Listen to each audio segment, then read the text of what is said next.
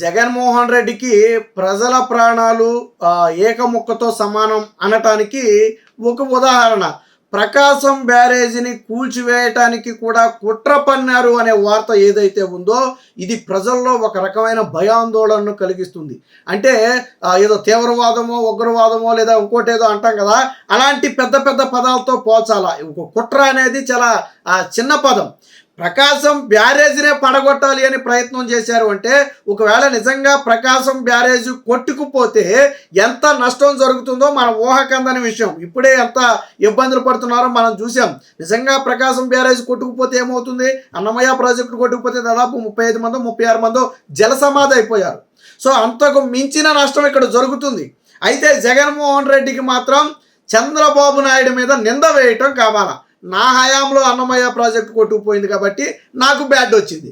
చంద్రబాబు హయాంలో ప్రకాశం బ్యారేజ్ కొట్టుకుపోయి ఆయనకు బ్యాడ్ రావాలి. మరి ఇది కుట్ర కాదా? నీ అప్పుడు జరిగింది నీ అసమర్థత, నీ చేతకాంతనం పార్లమెంట్లో జలశక్తి శాఖ మంత్రి చాలా స్పష్టంగా చెప్పాడు. మరి ఇప్పుడు నువ్వు ఏ ఉద్దేశంతో ప్రకాశం బ్యారేజీని కూల్చాలి అనుకున్నావు? అంటే నీ రాజకీయ స్వలాభం కోసం నువ్వు చంద్రబాబు మీద ప్రభుత్వం మీద విమర్శలు చేయటం కోసం ఎంత నీచానికి దిగజారుతున్నావు అంటే ప్రజలు చాలా తీవ్రంగా అసహించుకునే పరిస్థితి. ఈరోజు ప్రకాశం బ్యారేజీకి మొత్తంగా 5 బోట్లు వచ్చాయి. అందులో 3 బోట్లు వైసీపీ నేతలకు చెందినటువంటి బోట్లు. వైసీపీ ఎమ్మెల్సీ ఎవరైతే తలశీల రఘురామ్ ఉన్నాడో ఆయన అనుచరులు, ఆయన మేనలుడు, ఒక అతను రామ్మోహన్ ఆయన మేనలుడు, అలాగే ఉషాద్రి అని చెప్పి ఈ బోట్ల ఓనరు రామ్మోహన్ మేనలుడికి దగ్గర వ్యక్తి బాగా, అలాగే ఎమ్మెల్సీకి కూడా బాగా దగ్గర వ్యక్తి. అనేక ఫోటోలు అవి సోషల్ మీడియాలో ఇప్పుడు వైరల్ అవుతున్నాయి, వాళ్ళతో కలిసి దిగిన ఫోటోలు. సరే, వాళ్ళు చేశారా లేదా అనే దాన్ని ఇప్పుడు విచారణలో తేల్చాలి. బట్ ఏంటంటే కుట్రకోణం మాత్రం బయటపడింది. అయితే దీని వెనక ఎవరెవరు ఉన్నారనేది బయటపడాలి, కానీ కుట్రకోణం బయటపడింది. ఎందుకంటే ఇంత వరద వచ్చిన సమయంలో బోట్లను చాలా గట్టిగా కట్టేయాలి. వాస్తవానికి ఇవి అవతల గట్టు వైపున ఉండాల్సిన బోట్లను కావాలని యువతల గట్టు వైపుకు తీసుకొచ్చారు. తీసుకురావటమే కాకుండా 3 బోట్లను కలిపి కట్టారు. నాకు తెలిసి వాళ్ళు చెప్తున్న దాన్ని బట్టి ఒక్కొక్క బోటు 40 టన్నులు ఖాళీ బోటు ఉంటుంది, 40 టన్నుల బరువు ఉంటుంది. ఒక ఖాళీ బోటు 40 టన్నుల బరువు ఉంటుంది. అలాంటిది 3 బోట్లు కలిపి కట్టారు అంటే 100 టన్నుల నుంచి 120 టన్నుల బరువు ఉన్నటువంటి వెయిట్ ఆ 3 బోట్లకు వస్తుంది. మరి 100 టన్నుల బరువు ఉన్నటువంటి ఒక వస్తువు అంత ప్రవాహం వేగానికి స్పీడ్గా వెళ్ళి ఆ బ్యారేజీని కొడితే బ్యారేజ్ ఆగుతుందా? 100 టన్నుల బరువుతో కొడితే ఆగుతుందా? ఇది ఏమన్నా చిన్న పిల్లకాలువల వేసే పడవల ఇవన్నా కాదు కదా. ప్రవాహం కూడా చాలా ఫ్లో ఎక్కువ ఉంది. ఇలాంటి సమయంలో దాని మీద కొడితే ఏమవుతుంది? ఎడ్జ్ మీద కొడితే ఇంకా ఒకవేళ తల మీద కానీ తగిలింటే బ్యారేజ్కి హెడ్ మీద పూర్తిగా పడిపోతుంది. మరి ఎలా వెళ్ళాయి ఈ బోట్లు? వాస్తవానికి లంగర్ వేసే సమయంలో ఫ్లో ఎక్కువ ఉందని అందరూ బలంగా లంగర్ వేశారు, ప్లాస్టిక్ తాళ్లతో లంగర్ వేశారు. దీనికి ఐరన్ రోప్స్ ఉన్నాయట. ఈ 3 బోట్లకు కూడా ఐరన్ రోప్స్ ఉన్నాయి, వాటిలో లంగర్ వేయాలి. మరి ప్లాస్టిక్ తాళ్లతో లంగర్ వేసినటువంటి బోట్లు బలంగానే ఉన్నాయి, ఐరన్ రోప్తో లంగర్ వేసినటువంటి బోట్లు ఎలా వెళ్ళాయి? ఎవరు ఉద్దేశపూర్వకంగా చేశారు? ఒక్కొక్క బోట్కి విడిగా లంగర్ వేయాల్సి ఉంటుంది. మరి 3 బోట్లకు కలిపి ఆ లంగర్ ఏ విధంగా వేశారు? అంటే ఇందులో కుట్రకోణం లేదా? కేవలం చంద్రబాబు గారి ప్రభుత్వాన్ని అప్రదిష్ట పాలు చేయటం కోసం. ప్రకాశం బ్యారేజ్ కొట్టుకుపోతే రాష్ట్రమే కాదు దేశం మొత్తం కూడా దీని గురించి మాట్లాడుకుంటుంది. అది కూటమి ప్రభుత్వానికి చంద్రబాబు గారికి బ్యాడ్ తెస్తుంది. వీళ్ళగా చేతగాని తనమే బ్యారేజీ కొట్టుకుపోవడానికి కారణం అని చెప్పి మనం కూడా ప్రచారం చేయొచ్చు. ఎందుకంటే అన్నమయ్య డ్యామ్ కొట్టుకుపోయినప్పుడు జగన్మోహన్ రెడ్డి జాతీయ స్థాయిలో అబాసుపాలయ్యాడు. కాబట్టి ఆ కుట్రను అలాంటి అపవాదం ఒకటి చంద్రబాబు మీద కూడా వేయాలని చెప్పి చాలా బలంగా కుట్ర పన్నారు. ఇది అత్యంత దారుణమైన విషయం. ప్రజలు ప్రాణాలు పోయినా పర్వాలేదు, వాళ్ళు ఆస్తులు కోల్పోయినా పర్వాలేదు, కొన్ని ప్రాంతాలు నిండా మునిగిపోయి జల సమాధైనా పర్వాలేదు, కానీ నాకు రాజకీయ కక్ష సాధింపే కావాలి. ప్రకాశం బ్యారేజీ కొట్టుకుపోవాలి, అందులో అది నేను ప్రచారం చేసుకోవాలని వైసీపీ పార్టీ ఒక కుట్ర పన్నింది అంటే ఇంత విషపూరిత ఆలోచనలు చేసే రాజకీయ పార్టీ ఉనికి కూడా చాలా ప్రమాదమే. ఇది కేవలం శాంపుల్ మాత్రమే. వరదలను ఎలాగో ఉపయోగించుకున్నారు, రేపొద్దున వేరొక విపత్తు వస్తే దానిలో ఇంకా ఎక్కువ నష్టం చేసి ఎవరు పోతే వీళ్ళకేం సంబంధం లేదు కదా, దాన్ని చంద్రబాబు మీదో లేదా కూటమి మీదో నెట్టే ప్రయత్నం చేస్తారు.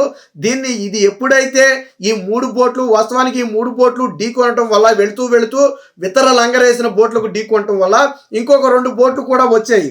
బట్ ఆ 2 బోట్లు కూడా విడివిడిగా వెళ్ళిపోయి తాకాయి కాబట్టి పెద్దగా నష్టం జరగలేదు.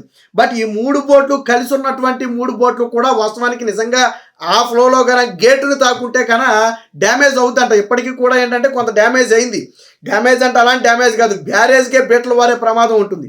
ఇప్పుడంటే ఒక మాదిరిగా ఒక సైడు పిల్లర్కి తగలకుండా ఆ ఫ్లోలో అటు ఇటు కాకుండా తగలటం వల్ల డ్యామేజ్ తక్కువగా ఉంది. నిన్న చంద్రబాబు గారు కూడా వెళ్ళి పరిశీలించడం జరిగింది.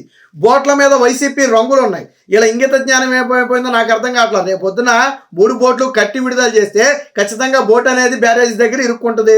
ఇరుక్కున్న తర్వాత విచారణ చేస్తారనే కనీస ఇంగిత జ్ఞానం కూడా వీళ్ళకి లేకుండా పోయింది. ఇక్కడ విచారణలో తేలాల్సింది 3 బోట్లు ఎందుకు లంగర్ వేశారు, అటుపక్క ఒడ్డున ఉండాల్సిన బోట్లను ఇటుపక్క ఒడ్డుకి ఎందుకు తీసుకొచ్చారు, ప్రకాశం బ్యారేజ్ ఫ్లో వెళ్ళే ఒడ్డుకి ఎందుకు తీసుకువచ్చారు, ఎందుకు ఐరన్ షెల్ఫ్లతో లంగర్ వేయకుండా వదిలేశారు, ఇలాంటి అనేక విషయాలు తేలాలి. ప్రస్తుతానికి వైసీపీ ఎమ్మెల్సీ తలశీల రఘురామ అనుచరుడు మేనల్లుడు రామ్మోహన్ అలాగే ఉషాద్రి వీళ్ళిద్దరూ కూడా పరారీలో ఉన్నారు. ఎందుకంటే వీళ్ళిద్దరు దొరికితే కూపీలు తీగలాగితే డొంకంతా కుదురుద్ది.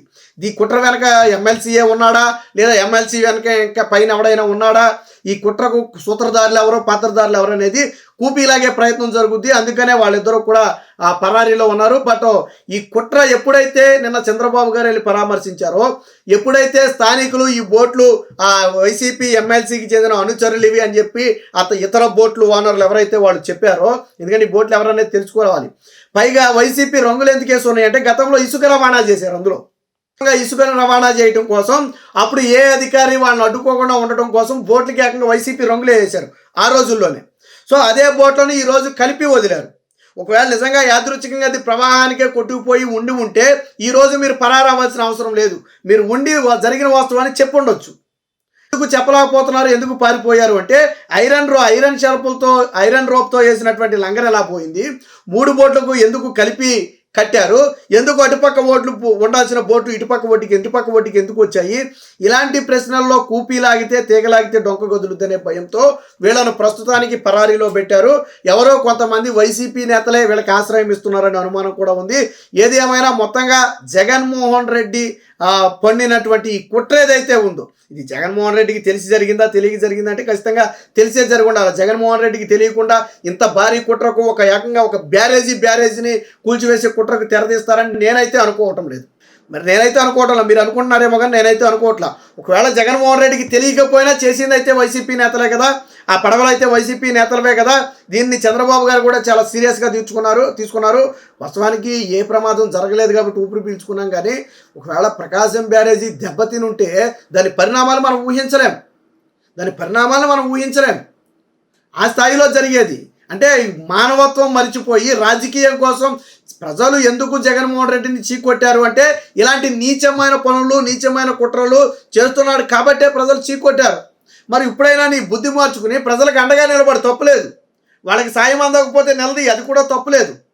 బట్ నువ్వు కావాలని కుట్ర పన్ని ప్రజలను చంపేయాలని, ఓళ్లను ముంచేయాలని, ప్రాణ నష్టం కలిగించాలని, ప్రాజెక్టులు కూల్చేయాలని, ఇలాంటి నీచమైన పనులు చేయాలని కుట్ర పన్నతం ఏదైతే ఉందో ఇది అత్యంత దారుణమైన విషయం.